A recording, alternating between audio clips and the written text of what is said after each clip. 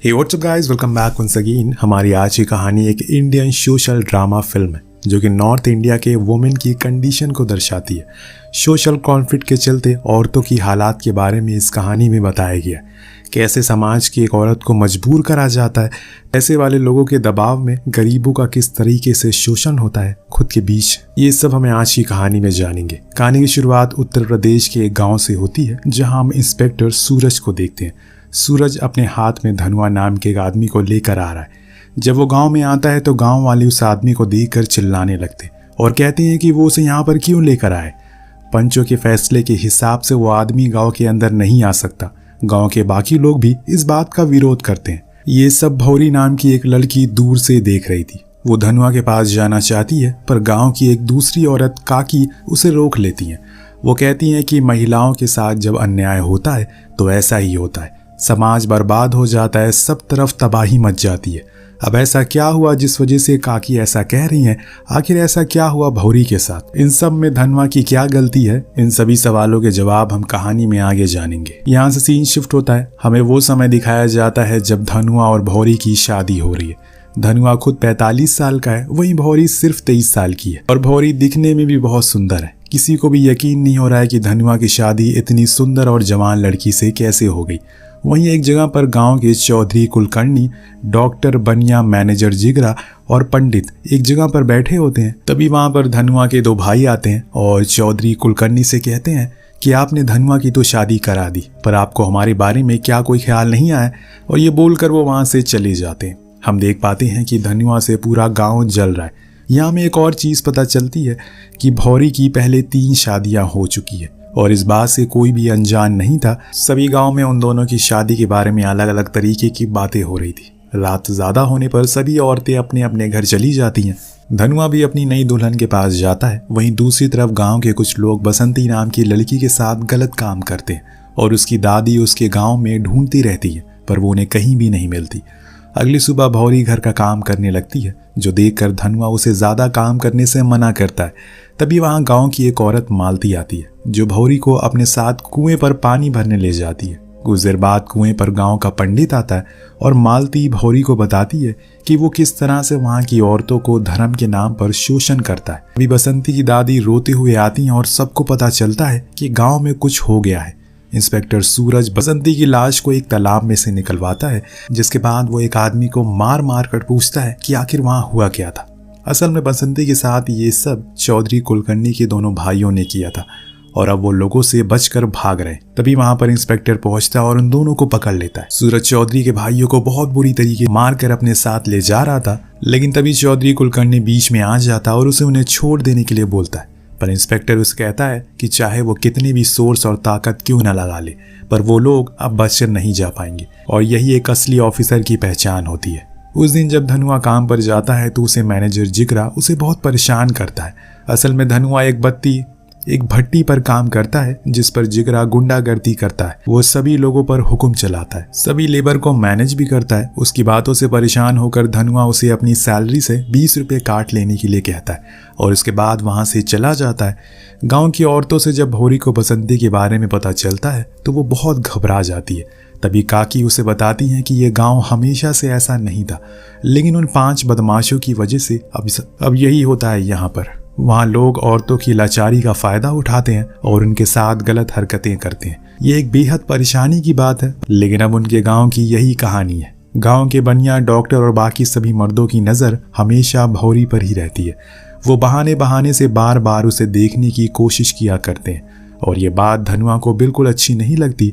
वहीं दूसरी तरफ चौधरी कुलकर्णी अपने भाइयों को बचाने की बहुत कोशिश करता है पर उसकी सारी कोशिशें नाकाम होती है। बाकी लोग चौधरी के दोनों भाइयों को ऐसी हालत देखकर किसी भी तरह की गलत हरकत करने से डरते हैं। दिन बीत जाते हैं और धनुआ और भौरी के बीच में प्यार बढ़ने लगता है। दोनों की जिंदगी अच्छे से चल रही थी कि तभी एक दिन मालती, जो कि धनुआ की दोस्त बुधवा की वाइफ है, उसका बच्चा बीमार हो जाता है। वो उसे लेकर भौरी के साथ डॉक्टर के पास जाती है, जहाँ डॉक्टर उसको दवाई देता है और भौरी के क्लोज आने की कोशिश करता है। मतलब ये डॉक्टर भी एक नंबर का ठरकी है। वह लेकर आज चौधरी और उसके सभी दोस्त मिलकर बात कर रहे थे। चौधरी उन सभी को बताता है कि उसके लॉयर ने बोला है कि उसके भाइयों को छुड़वाने के लिए उसे 50,000 की जरूरत पड़ेगी, पर इतने पैसे कहाँ से आएंगे।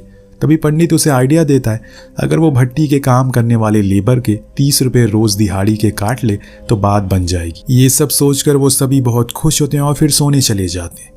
अब इंजेक्शन लगवाने के बाद मालती के बच्चे का बुखार कम हो ही नहीं रहा था, जिसकी वजह से उसका पति बुधवा काम पर जाने से मना कर रहा था। पर तभी धनुआ वहां आता है और उसे अपने साथ लेकर जाता है। उस दिन जब सभी लेबर भट्टी पर काम कर रहे थे तो मैनेजर जिगरा सभी को बताता है कि आज से उन सभी की दिहाड़ी से 30 रुपये और कटेंगे।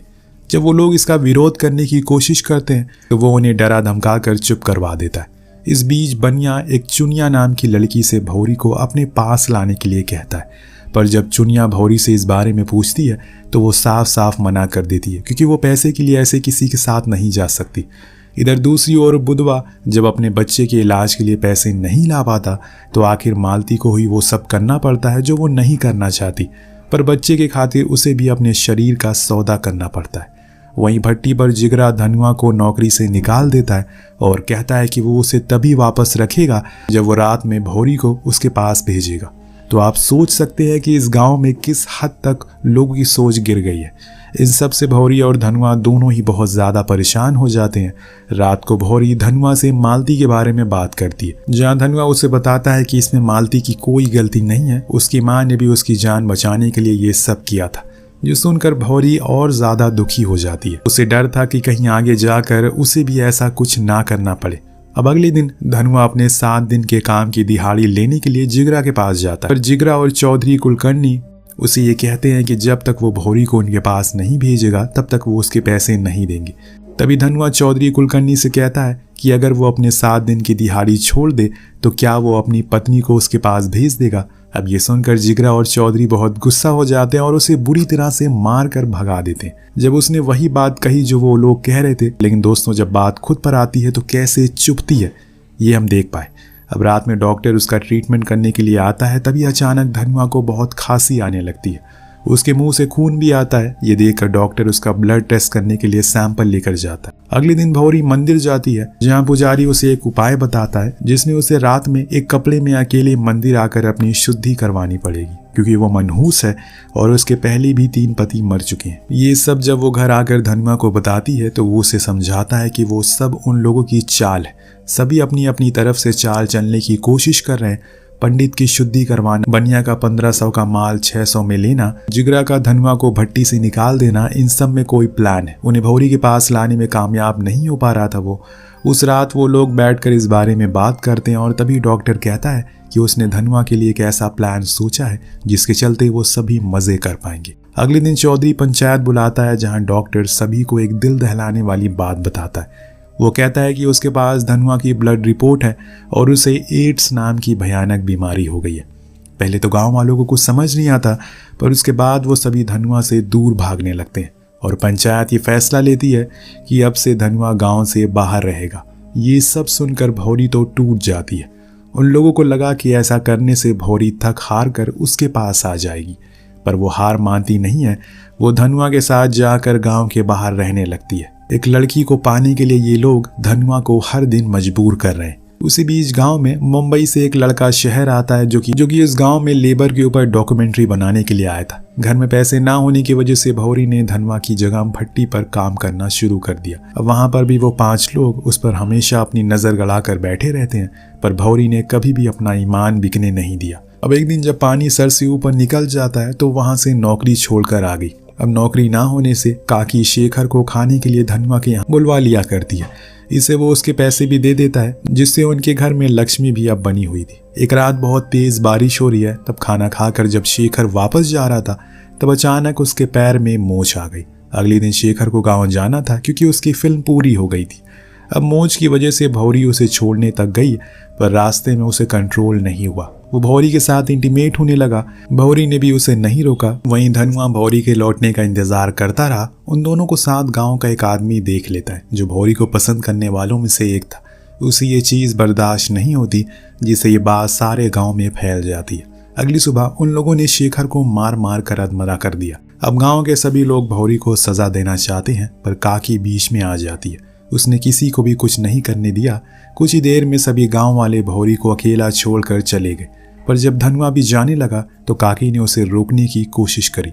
पर धनुआ का विश्वास टूट चुका है। वो अब भौरी को अपना नहीं उसने ये सब मजबूरी में नहीं बल्कि जानबूझकर किया था। वो अपने आप को कंट्रोल नहीं कर पाई, जिस वजह से ये सब हो रहा था। सभी के जाने के बाद भौरी वापस उस घर में गई जहां वो शादी करके आई थी। उसने उन सारे पलों को याद किया जो उसने वहां पर बिताए थे, जिसके बाद वो एक दिल दहला देने वाला फैसला करती है।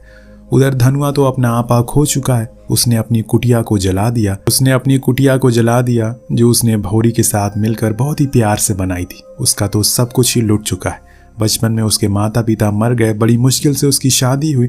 उसके बाद उसे एक भयानक बीमारी हो गई, जिसके चलते उसे गांव से निकाल दिया गया। उसकी पत्नी को उसने बचा कर रखा, उसके बाद भी उसे इतना बड़ा धोखा मिला। ये सब सोचकर उसे समझ नहीं आ रहा है कि आखिर उसने ऐसी क्या गलती की थी। उधर हम जान पाते हैं कि आखिर भौरी ने क्या फैसला लिया। शाम को भौरी ने 700 रुपये में अपने साथ सोने का प्रस्ताव चौधरी और उसके दोस्तों को भिजवाए। जी हाँ, जिस चीज से वो भाग रही थी आज उसने वही कदम उठा लिया और ये उसके हालात उसे करवा रहे। उसके प्रस्ताव को सुनकर उन लोगों में से किसी ने भी वहां ना जाने का फैसला किया, पर उनकी हवस आखिर उन्हें उसके दरवाजे तक ले ही आई। जब चौधरी कुलकर्णी वहां पहुंचता है तो उसने देखा कि उसके दोस्त वहां पहले से मौजूद थे, जिसके बाद भौरी ने बोली लगाने के लिए कहा, जिस पर सबसे ज्यादा बनिया ने 2100 की बोली लगा दी। इतने पैसे लग जाने पर किसी से भी उससे ज्यादा बोली लगाने की हिम्मत नहीं थी और सभी उस रात के लिए भौरी को बनिया के लिए छोड़कर चले गए। अगली सुबह सारे गांव में ये बात फैल चुकी है, जिसे सुनकर काकी भागते हुए भौरी के पास आई और उसे समझाया कि आखिर वो ये क्यों कर रही है, अपनी जिंदगी क्यों बर्बाद कर रही है। पर भौरी उन्हें पैसे देते हुए कहती है कि नाली सबकी घर से गंदगी साफ करती है, इसीलिए उसे भी वहीं बने रहने दे। और वो उन्हें रात के कमाए पैसे देकर ये भी बोलती है कि अब ये उनकी जिम्मेदारी है कि गांव की कोई भी औरत लाचारी में उस तरह की हरकत ना करे। यानी कि भौरी ने बाकी औरतों को बचाने के लिए खुद को सूली पर चढ़ा दिया। दूसरी तरफ चौधरी कुलकर्णी अपने भाइयों को बचाने के लिए उस लॉयर से कहता है कि यह बहुत समय हो गया है, तो आखिर उसके भाइयों को बेल क्यों नहीं मिल रही है। जिस पर वो कहता है कि जज चेंज हो गया है और वो उनके पैसे भी लेकर भाग गया। पर उसके भाइयों को बचने का एक और तरीका है, अगर वो बसंती की दादी का बयान बदल दे तो वो बच सकते हैं। ये सब सुनकर बसंती की दादी से मिलने वो जाता है और उन्हें 5000 रुपये देकर उनसे बयान बदलने के लिए कहता है। तभी उसकी दादी कहती हैं कि ये एक चौधरी की बेटी के लिए बहुत कम है, जिस पर चौधरी को कुछ समझ नहीं आता कि आखिर वो ऐसा क्यों कह रही है। और फिर दोस्तों यहाँ खुलता है एक राज, जिसे सुनकर चौधरी पागल हो जाता है। वो बताती है कि जब वो जवान थी तो चौधरी ने उसके साथ गलत काम किया था। उसी का परिणाम था वो बच्ची बसंती, जिसका उसके भाइयों ने फायदा उठाया। ये सब सुनकर चौधरी के पैरों तले जमीन खिसक जाती है। मतलब बसंती उसी की बेटी है, ये जानकर वो किसी से कोई बात नहीं करता और कुछ ही दिनों बाद इसी गम में उसका देहांत हो जाता है। ये सब होने के बाद बाकी लोग सुधरते नहीं हैं और मन भर के भौरी का दिन रात फायदा उठाते हैं। अब गांव में कोई भी आदमी नहीं बचा था जिसने भौरी का भोग ना लगाया हो। अब तो लोग मंदिर से ज्यादा भौरी के घर बाहर दिखने लगे थे। सारे मर्द भट्टी पर भी कम दिहाड़ी में ज्यादा काम करने के लिए राजी थे। उसी बीच एक दिन डॉक्टर की बेटी बीमार हुई। डॉक्टर ने उसे ठीक करने की बहुत कोशिश की, लेकिन उसका बुखार जा ही नहीं रहा था। उसी वक्त धीरे धीरे गांव के लोगों की मौतें होने लगी। एक के बाद एक लोग मरते ही जा रहे थे। किसी को कुछ समझ नहीं आ रहा है कि आखिर ये क्या हो रहा है। तभी एक दिन डॉक्टर अपने घर आया और अचानक से अपनी बेटी को मारना शुरू कर दिया। उसकी बेटी ठीक नहीं हो रही है क्योंकि दोस्तों उसे एड्स हो गया है। अब क्योंकि ये बीमारी सेक्सुअल कांटेक्ट से फैलती है तो उसने पूछा कि आखिर उसने ये किसके साथ किया, जिसके बाद उसने बताया कि उनका यहाँ काम करने वाले मन्नू के साथ वो इंटीमेट हुई थी। अब इसके बाद डॉक्टर ने मन्नू को भी बहुत मारा। जब उसने पूछा कि आखिर वो ये किसके साथ सोया था तो उसने भौरी का नाम लिया, जिसे सुनकर डॉक्टर के तो होश उड़ गए। भौरी के साथ कौन नहीं सोया था। मतलब ये बीमारी अब पूरे गांव में फैल चुकी है, लेकिन आखिर ये बीमारी भौरी को हुई कैसे, ये हम आगे जानेंगे। इसके बाद शहर से डॉक्टर की एक टीम उस गांव में जांच करने के लिए आती है। जैसे जैसे टेस्ट रिजल्ट आ रहे थे सभी मर्द एड्स पॉजिटिव हो रहे थे। इन सब से पुलिस धनुआ को पकड़ कर ले गई क्योंकि सबसे पहले डॉक्टर ने उसी को एड्स बताया था। पर जब धनुआ की रिपोर्ट आई तो पुलिस भी हैरान थी।